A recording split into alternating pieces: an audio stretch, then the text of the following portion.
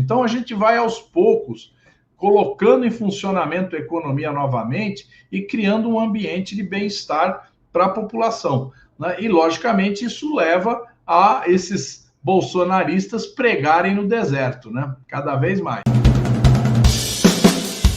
Muito bom. Carlos, eu queria só comentar umas notícias recentes sobre o aumento do Bolsa Família, que eu queria repercutir, pedir uma opinião sobre um aspecto aqui para você.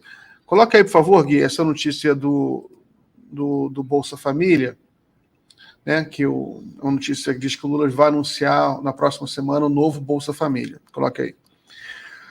Lula diz que anuncia na próxima semana o novo Bolsa Família. No Sergipe, o presidente disse que o programa terá pagamento de 600 por família, com adicional de 150 por criança de até 6 anos.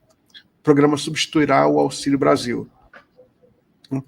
A gente já trouxe a notícia aqui um pouco antes, sobre essa ampliação da faixa de isenção do imposto de renda, né, que era 1.900, vai para 2.640, até uma leitura que está cobrando que seja 5.000, que foi a promessa do Lula, né? Mas já tem um aumento importante aí.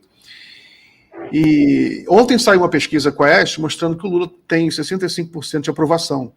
É uma pesquisa muito boa para o Lula. Você acha que com esse início dos programas sociais, né, que vai começar agora para valer, né, aumento do novo salário mínimo, esses R$150 por filho, né, os R$600 e mais o auxílio gás, né, o auxílio gás vai ser grande, vai ser para quase 6 milhões de pessoas, R$112 por... Você acha que como você acha que isso vai impactar na sociedade brasileira, na opinião pública? Você acha que isso vai melhorar a aprovação do governo?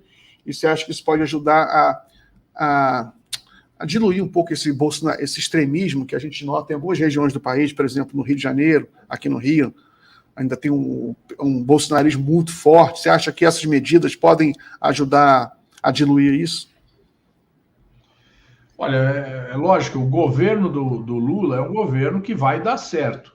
E à medida que ele vai dando certo, a oposição vai reduzindo, né? Não tem a dúvida disso. Então, o Lula está lançando aí o Bolsa Família, a reorganização do Bolsa Família, voltando a pagar pelo número de filhos, é muito importante isso. O Lula está anunciando a redução da cobrança do imposto de renda, não chegou nos 5.000, mas já está na primeira etapa, vai ter mais, né? Vocês não tenham dúvida que nós vamos chegar nos 5.000, né? Isso, quando você reduz a cobrança de imposto de renda, você reduz a verba do orçamento. Então, consequentemente, você tem que cortar de algum lugar. Então, isso tem que ser feito de forma a não prejudicar uma série de outros programas, né? Então, está sendo feito, né? Está sendo feito o Desenrola, que é um programa muito bom que vai permitir a renegociação das dívidas. São 70 milhões de pessoas que têm dívidas hoje,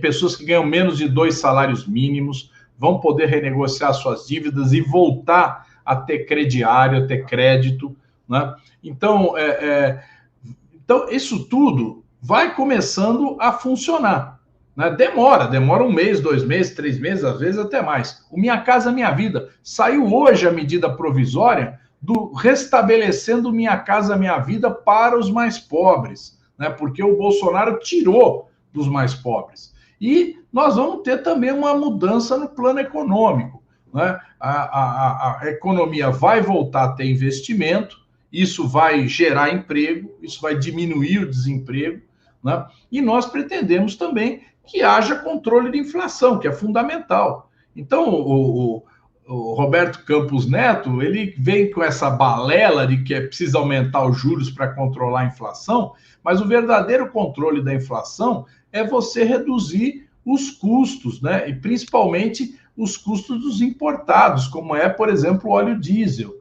né? Nós precisamos... O Jean Paul já baixou em 9% o preço do óleo diesel. Isso vai ter repercussão no preço dos produtos. Então, a gente vai, aos poucos, colocando em funcionamento a economia novamente e criando um ambiente de bem-estar para a população, né? E, logicamente, isso leva a esses bolsonaristas pregarem no deserto, né? Cada vez mais. Muito bom. Bom, deixa eu ler aqui alguns superchats que chegaram. da Francine, que ela está comentando mais sobre a questão da anticiência. Infelizmente, a anticiência não dá muita dimensão do que eles acreditam.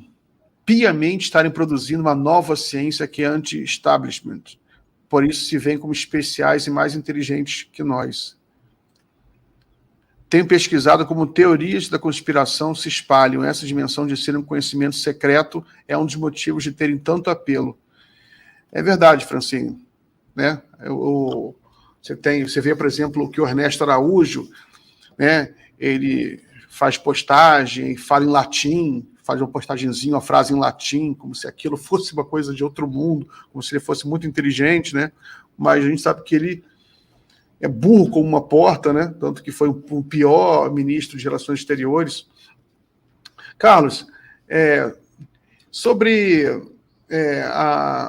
como é que você acha que o governo Lula vai construir? Você acha que você está otimista que ele vai conseguir estabilidade na Câmara dos Deputados, que vai conseguir aprovar os projetos? Olha, nós vamos ter projetos com maior facilidade e com maior dificuldade, né? Você pega, por exemplo, a reforma tributária, ela já foi bastante discutida aqui na Câmara. Basicamente é um projeto que já vem vindo faz tempo, então eu acredito que, lógico, sempre tem divergência entre estados, divergência entre setores da economia, mas basicamente não é um problema político, né? Não está uma divisão aqui entre esquerda e direita nesse caso, né? Nessa questão da reforma tributária. Você tem outros casos, como, por exemplo, o CARF, né? A mudança do funcionamento do CARF. O CARF é a Comissão de Recursos Tributários. Então, quando o sujeito é autuado, a empresa é autuada por não ter pago o imposto corretamente, ela pode recorrer ao CARF. E aí, quem recorre? As grandes empresas, né? Então, na medida que você tira o voto de Minerva do governo e o empate é favorável ao contribuinte, essas grandes empresas estão sendo beneficiadas em bilhões de reais. Então, aí tem interesse objetivo, é o interesse objetivo das grandes empresas contra a maioria da população que é representada pelo governo, porque na medida que deixa de ter arrecadação, prejudica o povo. Então, nesse caso, vamos ter embate político aqui.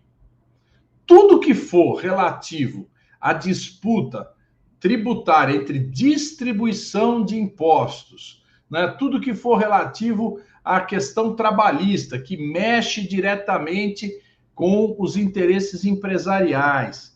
Todas essas questões, né, elas vão ter mais dificuldade de passar aqui. Por quê? Porque nós temos um Congresso majoritariamente empresarial, representante dos interesses empresariais. Os representantes dos trabalhadores são minoritários no Congresso. Então, apesar de que o governo pode ter uma base que garanta o seu funcionamento de modo geral, certas questões terão dificuldade de ser aprovadas aqui.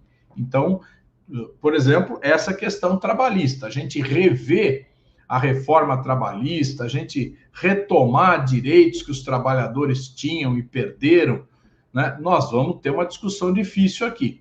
Outras questões que forem mais de funcionamento do governo como um todo, menos dificuldade.